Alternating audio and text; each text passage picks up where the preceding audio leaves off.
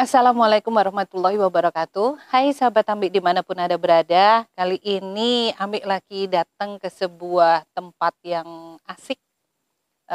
Di tempatnya seseorang yang cantik di sebelah Ambik, kita nanti akan berkenalan. Beliau sangat menginspirasi sekali baik di dunia UMKM maupun di dunia perwanitaan.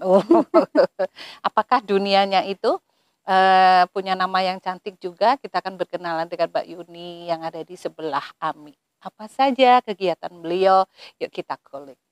Mbak Yuni nih, Mbak Yuni boleh berkenalan dulu namanya, karena kan taunya Ami kan hanya Mbak Yuni kan gitu. Boleh diperkenalkan dulu, monggo, namanya siapa, nama panjangnya. Waduh. Terima kasih Mbak Ami atas rawuhnya ke sini. Saya nggak nyangka hari ini didatangi para kru yang sangat potensial. Saya Yuni Aryekawati, saya ada di Desa Ngerjo, Kecamatan Kandat, Kabupaten Kediri, Provinsi Jawa Timur. Ini Mbak Yun, saya sebenarnya mengenal jenengan kan udah lama nih. Ya. Betapa survive-nya menjadi seorang wanita, terus dari dulu sampai sekian ini. Dan banyak sekali sebenarnya, dulu kan belum ada YouTube ya, jadi nggak bisa ngomong apa-apa kalau ada orang yang punya potensi. Nah sekarang ada YouTube ini, Ami kepingin teman-teman di luar sana akhirnya tahu bahwa sebenarnya Mbak Yuni ini punya sesuatu loh yang bisa dibagi kepada sahabat-sahabat di luar, bahwa selain Mbak Yuni ini aktif sebagai bukan pendamping UMKM, tapi apa ini? Justru orang yang merangkul UMKM ini untuk bisa survive, mengenalkan produknya, terus menjadi trader juga. Nah, coba deh berbagi ini kepada teman-teman di luar. Kenapa Mbak Yuni ini sangat getol sekali membantu para UMKM dengan produk-produknya. Padahal di sini kan nggak mudah gitu untuk mengenalkan produk-produk UMKM. Sebenarnya kalau dikatakan membantu sih jauh dari kata itu ya Mbak. masih sangat jauh gitu, karena orang kalau baik hatinya merendah ya. Karena saya awalnya memang saya single parent, dan saya ada sahabat yang sering datang ke sini dari Bali. Saya usaha kecil-kecilan waktu itu, keripik buah gitu aja, tahun 2008. Nah, tapi karena saya tidak produksi sendiri, pada saat itu saya mengambil punya Mas Kristiawan, Insinyur Kristiawan dari Sokres ya, pemilik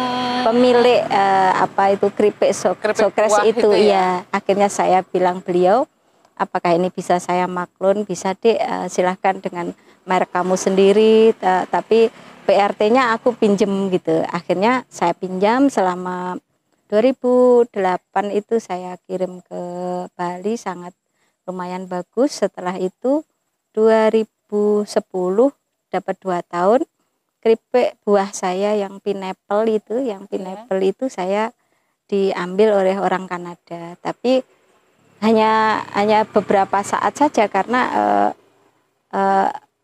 kerjasama yang ditawarkan kita belum bisa menguntungkan gitu loh, belum bisa mencapai hasil yang sama-sama untung lebih banyak gitu lah. Akhirnya saya mundur dari kancah itu. Saya tak ke bisnis kecil-kecilan aja di kota saya sendiri gitu. Saya kemaslah Bali Ayu itu, saya kemas di kota sendiri.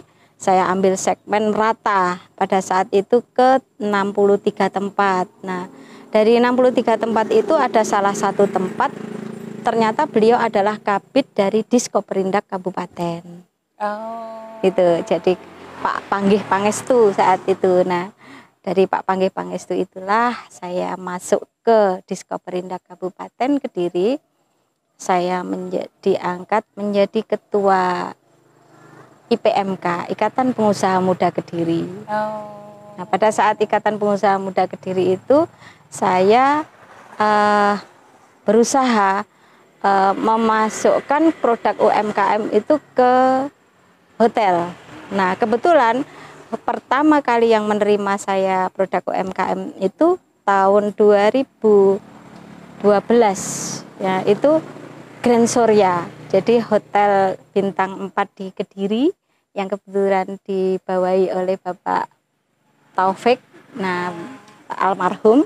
Nah, beliau yang mengangkat UMKM di hotel berbintang saat itu, dan alhamdulillahnya pertama kali UMKM masuk hotel berbintang dan 1 bulan kemudian kami dapat omset 29 juta saat itu. Saat itu untuk produknya UMKM yang masuk ke hotel. Iya.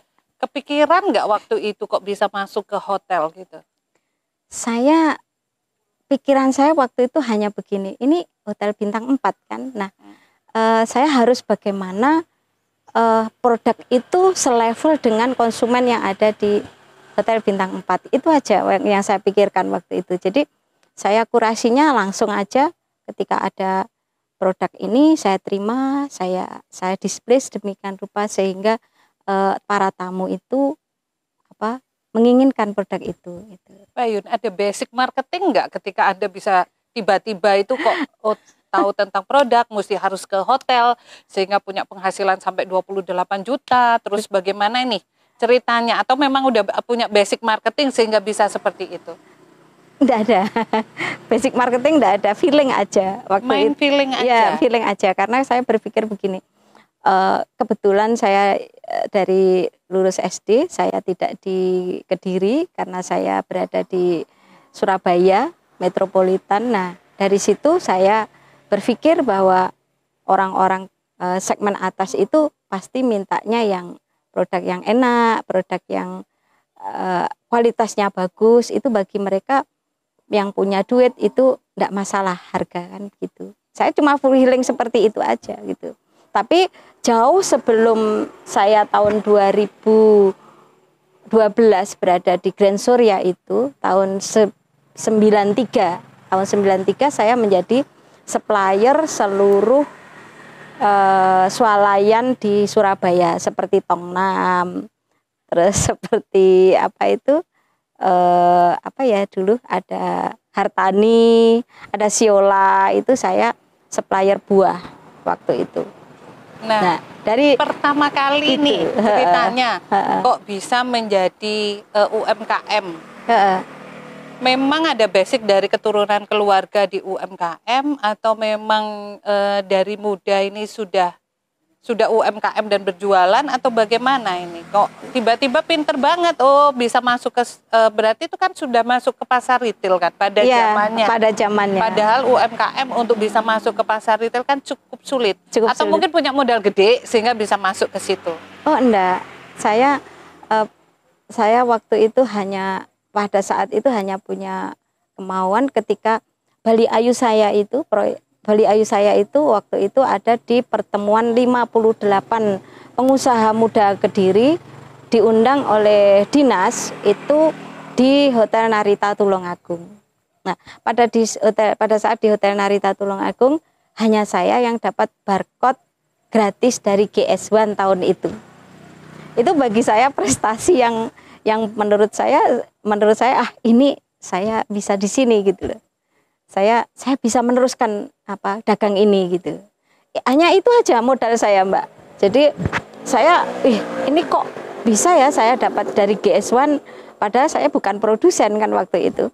Nah, terus saya bilang sama GS1, saya bukan produsen, kenapa Anda kasih gitu.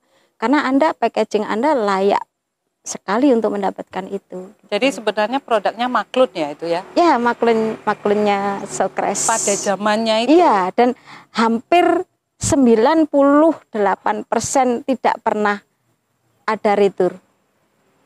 Wow.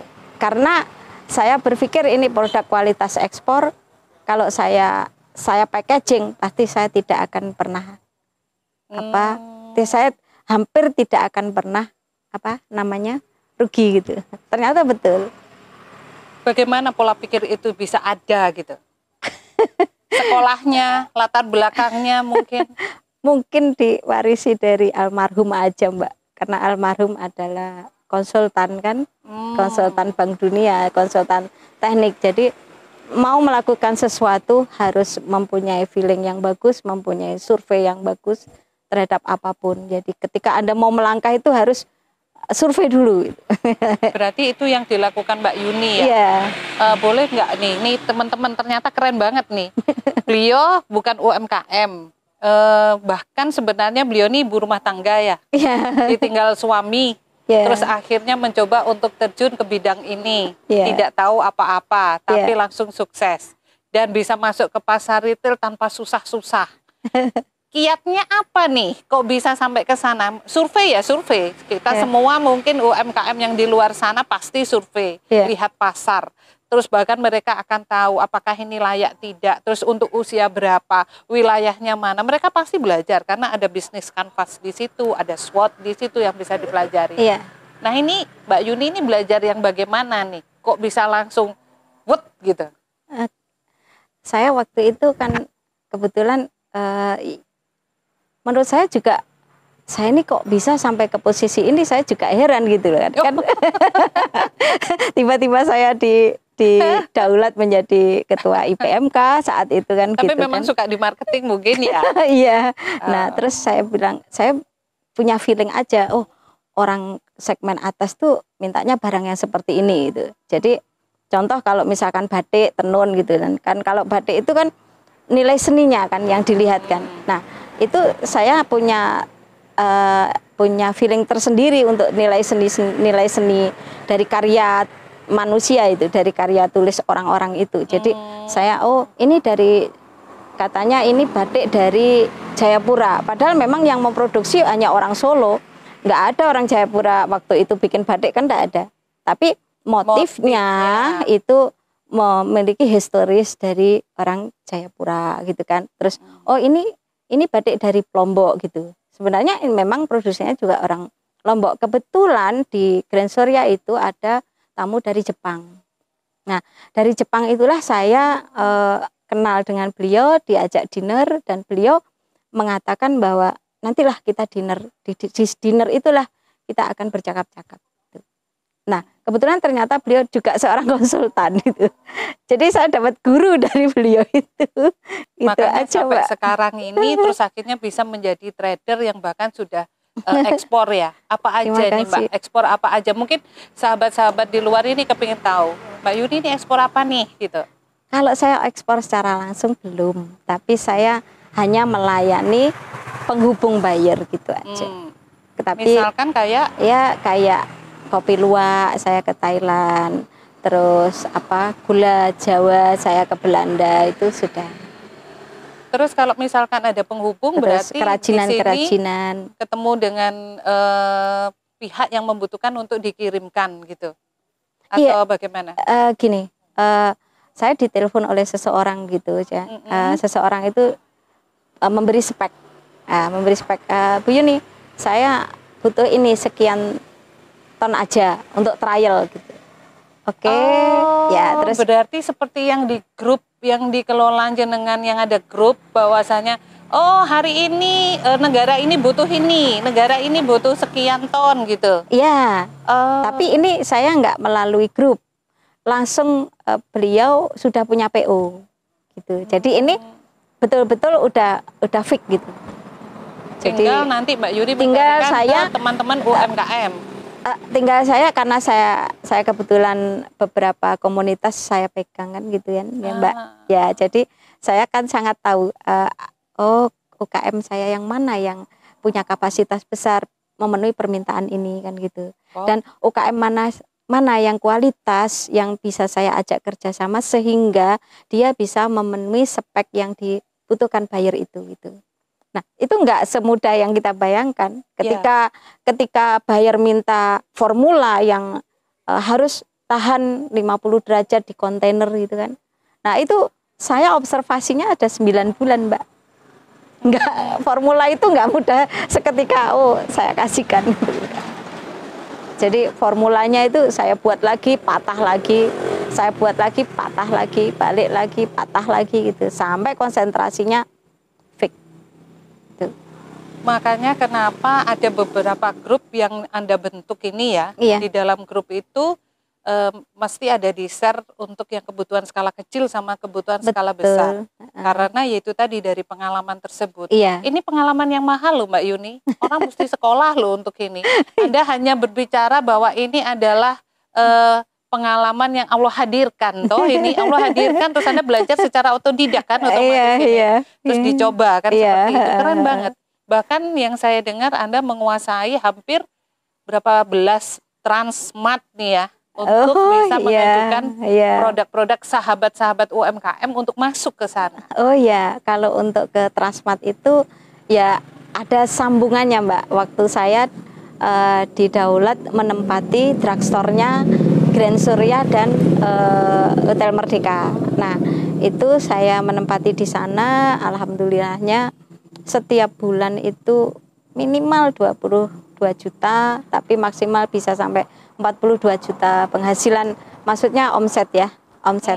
Nah, saat itu. Nah, kebetulan manajernya Transmart yang akan bekerja di Transmart Carrefour Kediri waktu itu adalah mantan manajernya Sri Ratu. Yang kebetulan sejak tahun 2008 itu Sri Ratu saya suplai untuk produk keripik buah saya saat itu. Nah, dia nggak asing dengan saya gitu kan. Jadi ditawarin lah. Ya, Mbak Yuni kok ada di sini, lama nggak ketemu. Bahkan saya sudah nggak nyuplai lagi ke Sri Ratu saat itu. Padahal Sri Ratu Palembang sudah welcome gitu kan.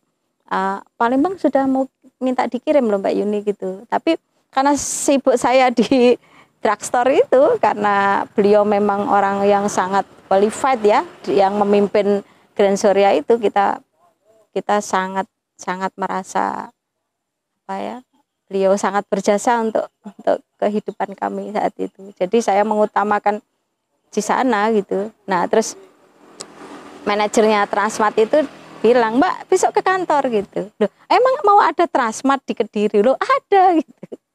Terus udah maskotnya Mbak Yuni aja gitu. Betul. Akhirnya masuk ke Transmart dan beberapa Transmart di kota-kota lain. Ada berapa? Ada 11. 11. Kayak di? Ya, ada di Kediri. Transmart itu sebenarnya kan cuma ada satu. Di Kediri aja waktu itu kan. Semua masih bernama Carrefour kan, Carrefour, semua. Ya. Surabaya juga ada kan? Iya. Di Surabaya tuh ada sekitar 7 ya. Ada di Dukuh Kupang, ada di juga ya? Ya, di Dukuh Kupang. Yang tahu yang BK Junction. Iya. Soalnya punya toko. Iya, Dukuh Kupang, BK Junction, Ayani, terus ada Transmart baru di Rungkut itu. Itu semua kami suplai. Berarti baik non-food maupun non-food. Tapi mungkin kalau di 11 Transmart, 11 Transmart, tapi ada di kota Surabaya, Mojokerto, Kediri, Madiun, Pasuruan, Malang. Oh ya lumayan. Ya, yang terakhir itu sebenarnya Gresik, cuma saya belum sempat ke Gresik. Dan itu membawa produk teman-teman seperti biasanya produk-produk ya, teman. Baik non-food maupun food. Hampir ada sekitar 179 barcode sekarang. Wow, itu dari non-food sampai yang foodnya ya, Mbak. Wow. Mbak Ami. Sahabat, ada yang kepingin tahu nggak? Non-foodnya apa, foodnya apa? Kita kulik lagi ya, siapa tahu nanti teman-teman yang di sana, yang di kotanya ada Transmart itu bisa mengambil ilmu. Gimana sih caranya masuk ke Transmart gitu? Dan boleh dibocorkan nih? Oh, boleh. Foodnya apa, non-foodnya apa, terus kira-kira untuk masuk Transmart itu harus dengan kategori yang apa? Minimal harus lisensinya bagaimana gitu Mbak Yun? Mungkin untuk sahabat-sahabat di sana biar akhirnya mereka bisa tahu, karena kalau UMKM ini bisa masuk ke pasar retail, ini kan sesuatu banget untuk branding mereka. Iya, betul. Jadi yang jelas kalau kita masuk ke pasar retail level Transmart itu butuh energi yang besar gitu ya untuk UMKM. Karena memang intinya gini, kita ini UMKM Mbak Ami, jadi kita ini masih naik sepur tradisional, sedangkan Transmart sudah Garuda Indonesia Airways. Jadi kita harus benar-benar menyeimbangkan. Tapi jangan sampai salah info begitu kan. Artinya memang kita belajar banget dari bagaimana sih kita ikut konglomerat itu kan gitu. Memang ada kontradiksi ya, ada versi-versi lain. Tapi sebenarnya yang saya terima itu adalah sangat membantu kita untuk bagaimana untuk kita maju ke depannya. Gitu, Sistem sebenarnya. tetap ada kurasi, ada konsignasi atau bagaimana? Tetap ada kurasi. Jadi Transmart membuka lebar sebenarnya ketika produk Anda itu terjual banyak, itu sebenarnya bisa cash and carry. Oh, bisa. Mungkin pertama konsignasi dulu. Iya, betul. Tetapi ketika penjualannya bagus, banyak, ada reportnya, itu bisa langsung cash and carry. Bisa itu. Berapa hari biasanya kalau untuk yang gitu? Nah, itu tergantung produk mereka, Mbak Emi. Oh, Kalau panjenengan bisa ini produkku produk unggulan kok. bagus. Jadi iya bagus kok. Terus Penjualannya Mbak bagus. nego kan, Mbak aku bisa ya ini saya trial 2-3 bulan gitu kan. Kalau memang oke dan oh setiap penjualan ini bagus bisa. Tapi untuk produk yang lain tunggu dulu gitu kan. Jadi tidak harus. Ada yang 2 minggu Mbak. Hari ini saya malah kerjasama dengan Transmart, setiap 2 minggu sekali saya panen di Transmart. Dengan produk teman-teman itu. Dengan produk teman-teman. Yang non-food itu apa ya Mbak ya? Soalnya kan non-food itu paling sulit gitu loh. Iya, yang non-food itu saya dari kayu Mbak, dari kayu-kayu, dari bambu. Ya, jadi sebenarnya beliau-beliau yang orang segmen atas itu suka yang unik-unik kan gitu Mbak. Contohnya kayak dari bumerang yang ada ukir-ukirannya itu sangat laku di sana. Ada standing battle, jadi untuk bir, untuk itu rame banget itu, baik di Transmart maupun di hotel-hotel rame banget. Orang Singapura beli sampai 11 pieces, orang Australia beli sampai 7 pieces. Ada gitu. nanti contohnya ya untuk barang-barang tersebut. Ada Mbak, di galeri saya ada. Oh ya, kalau berarti nanti kan bisa dicontohkan bahannya seperti ini supaya nanti teman-teman yang di luar tahu, siapa tahu mereka ada produksi seperti itu, mungkin mereka bisa. Ada Terus tempat merica dan garam di on the table di meja makan gitu kan, ada. Itu sangat suka orang-orang seperti itu. Jadi orang luar sebenarnya suka juga dengan produk Indonesia kan? Sangat suka, apalagi yang berbau bambu. Sekarang bambu itu sangat disukai karena di dalam bambu itu sendiri ada unsur silika. Nah, unsur silika itu sebenarnya kan yang bisa menyerap makanan, racun dalam makanan. Jadi menyerap racun dalam makanan. Makanya orang Thailand juga sekarang saya punya gelas-gelas bambu itu. Nah, itu banyak sekali. Kemarin di Jambore Pintu Langit Prigen itu, Gus Ipul yang mantan gubernur, itu pesan 800 pieces. Wow. Jadi gelas-gelas bambu kami gitu kan. Karena memang di bambu itu ada uniknya itu. Makanya nenek moyang kita dulu kan serba bambu gitu. Gula saya yang kemarin ke Belanda itu diirat bambu, Mbak. Jadi mereka tahu bahwa di bambu itu ada silika itu. Ketika sampai di sana mau dikonsumsi, secara otomatis dia yakin ini bebas gitu kan. Karena diserap oleh si bambu itu. Mbak Yun, boleh nggak nih nanya? Kenapa Mbak Yuni ini enggak bikin produk sendiri tapi malah membantu produk teman-teman yang lain? Ada nggak di pikiran kenapa kok kalau biasanya orang ini kan kepinginnya bikin produk sendiri, produknya yang dikenalkan. Tapi kan enggak kalau Mbak Yuni ini. Justru produk teman-teman ini berusaha untuk dikenalkan kan gitu. UMKM biasanya itu ada tanda minus karena kalau kita bukan produk sendiri terus jualin produk orang lain dikiranya mau ngambil produk orang lain. Padahal sebenarnya mereka harus berterima kasih karena ini ada marketing hebat kan gitu. Nah, Mbak Yuni ini nggak patah semangat. Orang mau ngomong apa, niatku ini pokoknya aku bantu jualkan biar kamu nanti dapat uang. Karena aku ini basicku aku memang pinter jualan kan seperti itu ya kayaknya. Jadi ini sesuatu yang wow bagi saya karena saya tahu banget dunia UMKM itu bagaimana mereka bisa produksi jualnya yang susah. Jadi ketika ada orang yang pandai berjualan, terus mereka mau menjualkan produk, seharusnya kita berterima kasih. Orang-orang seperti Mbak Yuni ini adalah orang-orang keren menurut saya, sangat keren karena tidak hanya 1-2 produk teman-teman, tapi hampir berapa puluh mungkin hampir 100 produk teman itu sudah berhasil Mbak Yuni jual kan gitu. Iya Mbak. Jadi kenapa nggak bikin produk sendiri terus dijual?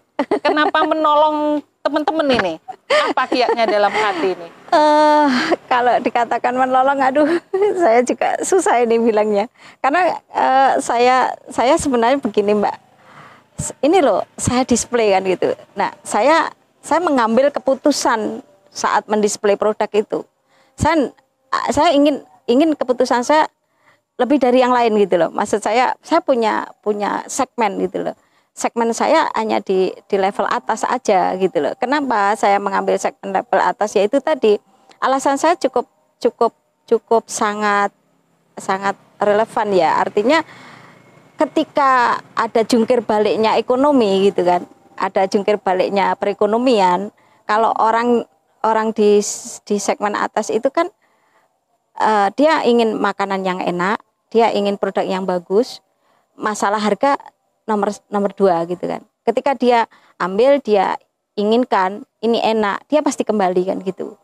Nah, saya mau produksi yang bagaimana ketika saya sudah punya apa ya Mbak? Kita sudah punya ini market. Artinya gini, saya display di Gramedia Expo gitu ya. Di Gramedia Expo itu saya cuma mendisplay saja 2 malam 3 hari itu saya dapat 32.800.000 dengan produk yang saya display itu. Nah, berarti kan yang saya pilih ini tepat gitu loh, tepat sasaran. Oh, di Surabaya saya punya feeling produk seperti ini yang diinginkan oleh segmen orang Surabaya gitu.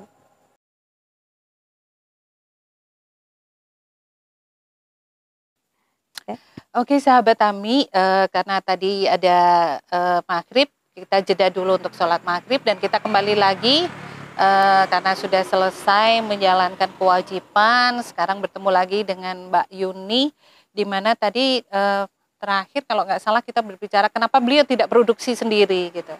Jadi gimana nih Mbak Yuni, tadi kan sudah diceritakan karena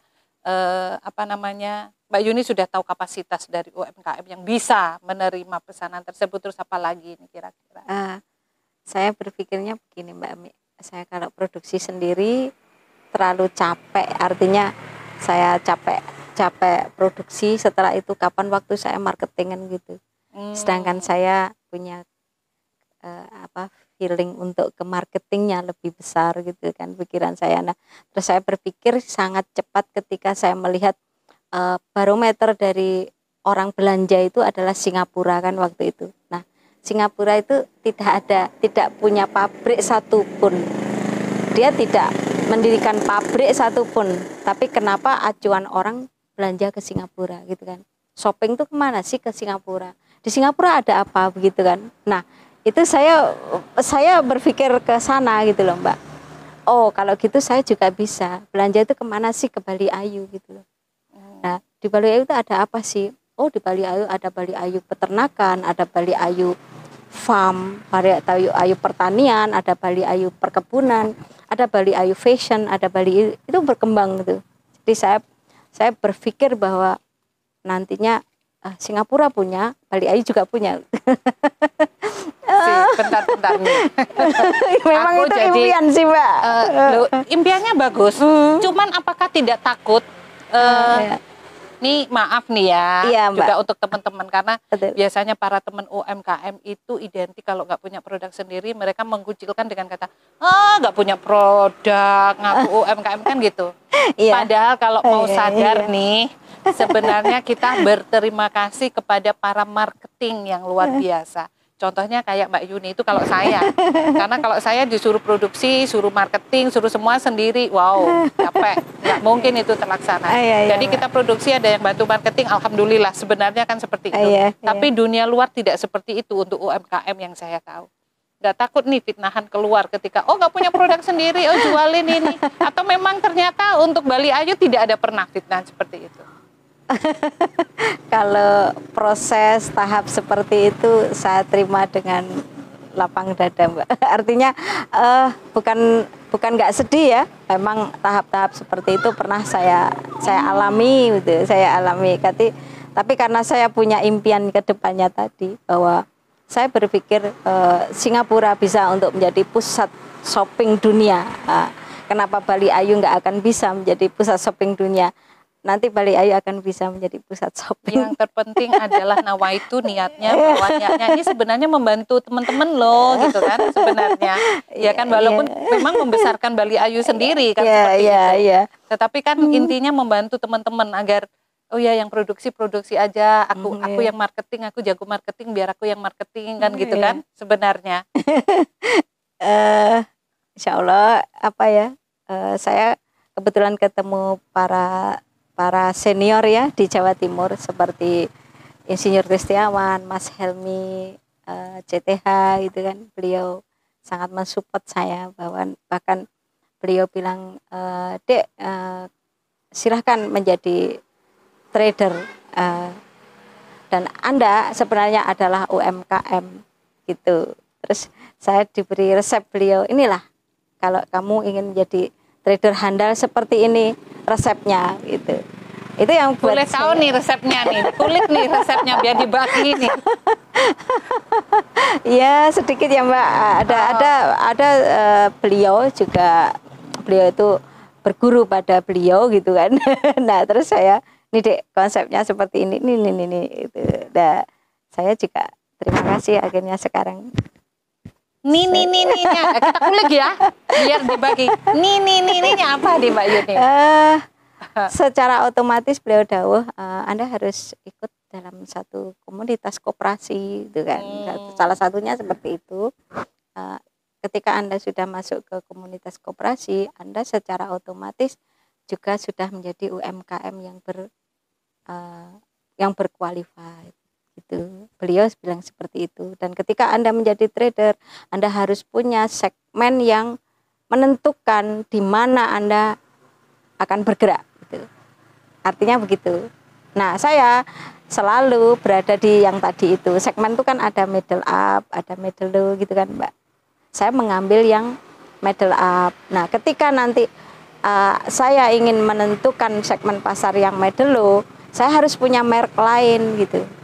Bisa sebenarnya saya masuk ke pasar middle low, tapi saya harus punya merek lain, kemasan lain yang tidak sama seperti yang saya taruh di bendera Bali Ayu gitu.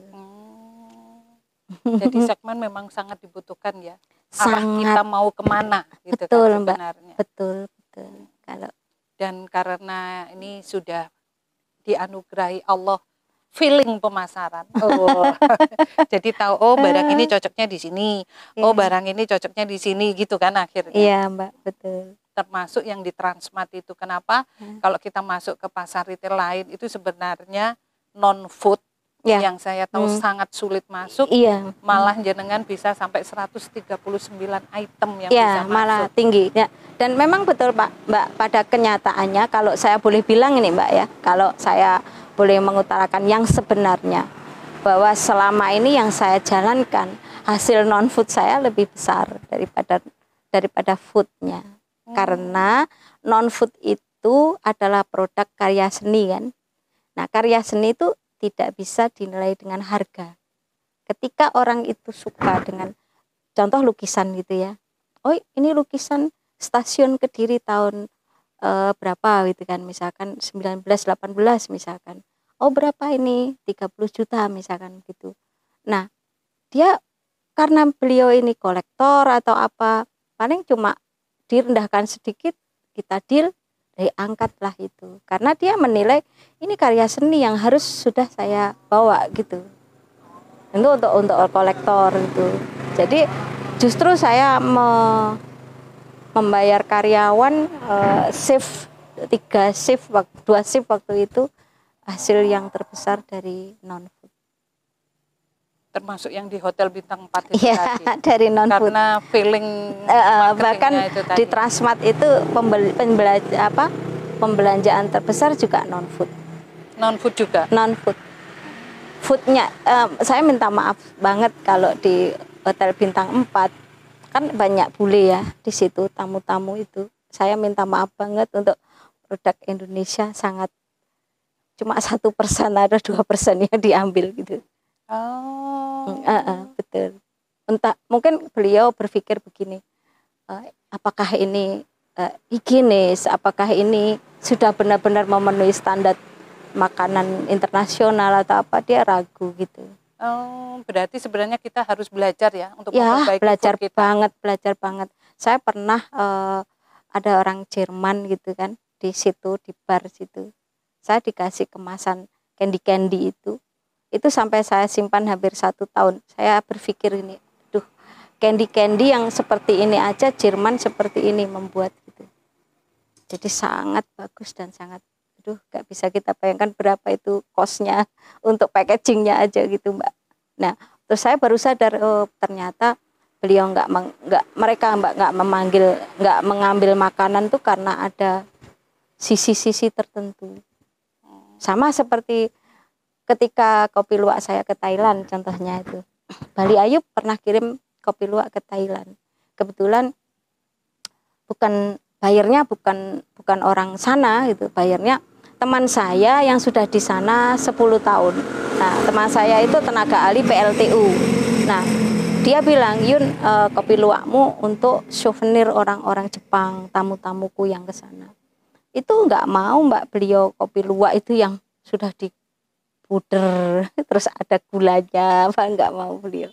Jadi jadi belum di roasting itu, ya. Aroma rasanya dia sangat merasakan, oh ini khasnya aroma rasanya, oke, good, diambil dia gitu. Mbak Yun ini juga yang Amik dengar nih, Mbak Yun adalah termasuk ratu pameran, raja pameran. Sebenarnya sih nggak dengar sih, karena waktu acara di Pintu Langit itu berapa dua setan nih ya, 2 setan dikasih barang segitu banyak, itu masih ada lagi setan temennya.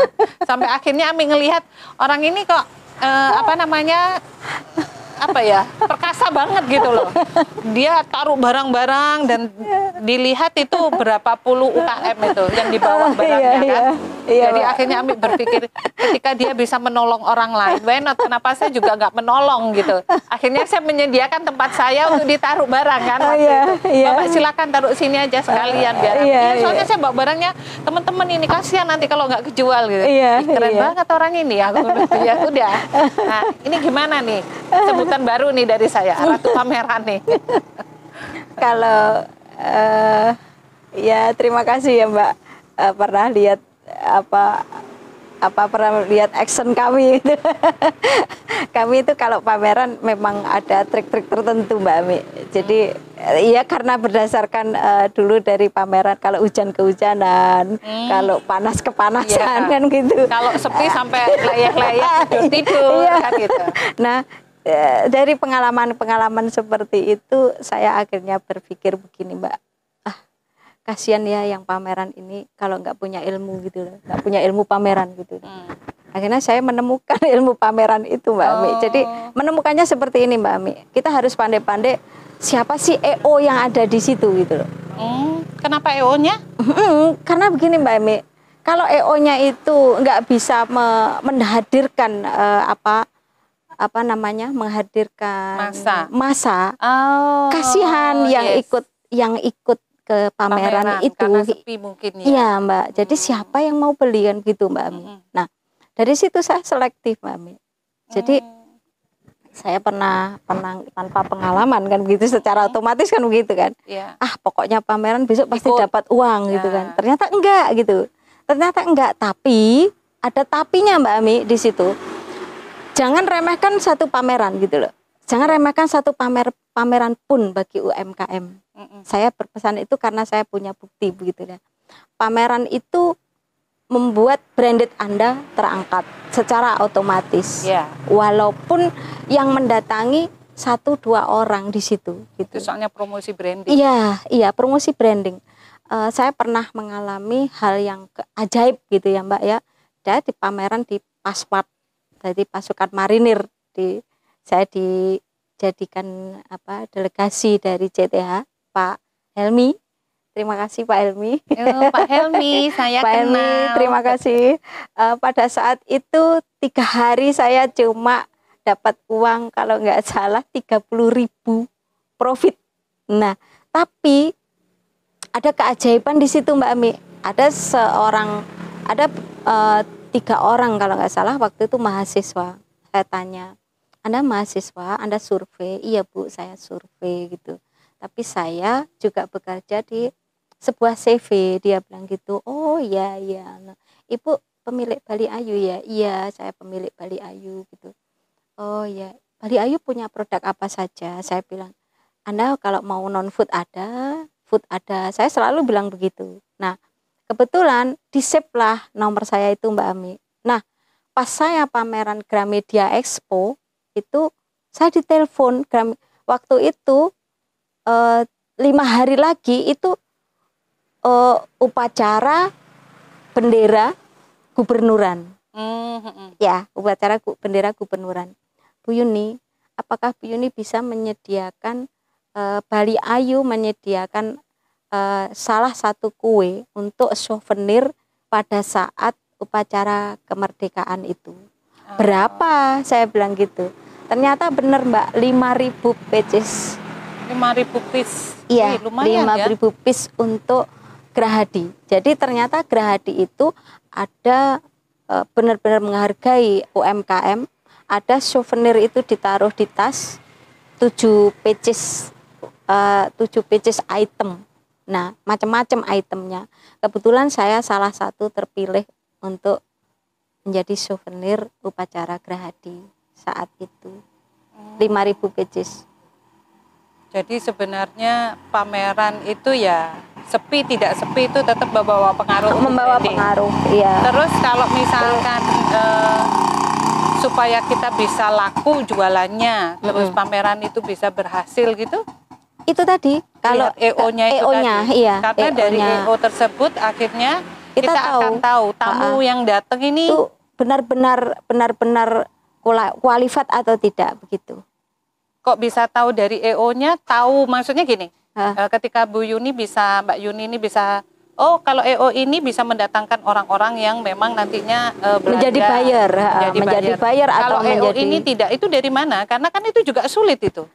Iya, itu belajar Mbak. Jadi dari satu pameran, ke pameran, satu pameran ke pameran, iya. Jadi akhirnya hafal. Iya. Oh kalau yang EO-nya ini sepi, oh yang ini rame gitu ya. Iya. Oh, saya punya, UMKM gitu ya. Iya, saya punya punya track recordnya, track recordnya. Karena keseringan ikut pameran jualan. Iya Mbak Ami. Jadi kalau saya diundang, oh iya, di mana itu lokasinya? Saya langsung hunting. Oh EO-nya ini, oh berangkat. Makanya. Oke. Saya kasihan mereka yang ikut saya kalau nggak ada hasil. Soalnya kan bawa produk teman-teman. Iya Mbak. Ya, yang salah senior kebanyakan itu. Gitu sih. Jadi hafal. Oh bahkan ke daerah jadi hafal. Yuk besok ke daerah sini. Mau sepi. Iya betul gitu. Ada seperti itu. Iya. Ya, itu memang apa ya, kebahagiaannya UKM di situ. Iya, betul, ketika kita bisa mengenalkan produk, terus kita bawa ke pameran ke daerah, apalagi terus rame gitu, seneng banget. Keren sih Mbak Yuni, seneng sekali. Sebenarnya pengen ngomong banyak nih, iya, Mbak. Tapi waktunya udah malam. Iya. Boleh nggak kasih saran ke sahabat-sahabat di luar sana untuk menjadi UMKM yang tangguh itu harusnya bagaimana? Iya, sesuai dengan kapasitas saya aja ya Mbak, saya belum, masih belajar juga. Sama. Ini gimana tipnya ya? Saya juga kebetulan masih belajar, saya masih harus banyak guru yang harus saya datangi, itu Mbak Ami. Dan saya terima kasih ini diwawancari seperti ini. Terus yang ingin saya sampaikan aja bahwa teruslah berkarya dengan food yang sesuai segmen saat ini yang dibutuhkan oleh di luaran sana. Itu pun juga sudah bisa mengangkat perekonomian kita sendiri. Artinya ketika Anda mempunyai makanan yang di segmen pasar, silahkan dikemas dengan segmen pasar. Tapi ketika Anda punya makanan yang memang makanan ini unggulan di segmen ekspor, ya berakit-rakitlah untuk bagaimana mencapai posisi ekspor itu sendiri. Untuk menyikapi bahwa oh orang sana itu butuh seperti ini gitu. Karena memang ada tahapan untuk mencapai itu. Betul Mbak Ami. Keren sekali. Keren kan orang yang Ami datangi kali ini. Percaya tidak, dia punya sesuatu yang luar biasa sekali. Nanti kita akan bagaimana mengulik tentang Transmartnya itu bisa masuk ke sana. Tapi pada episode selanjutnya kita akan mencoba nanti. Semoga itu nanti bisa terwujud ya Mbak Yun ya. Supaya Mbak, nanti teman-teman di sana juga tahu. Dan yang pasti bahwa beliau akan selalu membantu sahabat-sahabat UMKM ini untuk memasarkan produk-produknya. Karena beliau memang getol sekali untuk memasarkan produk sahabat-sahabat UMKM. Dan itu salah satu kebaikan yang tiada duanya. Maka Ami selalu tidak pernah henti-hentinya berpesan untuk selalu berbuat kebaikan. Karena kebaikan pasti akan mendapat kebaikan. Dan akhir kata, wassalamualaikum warahmatullahi wabarakatuh. Salam. Keren.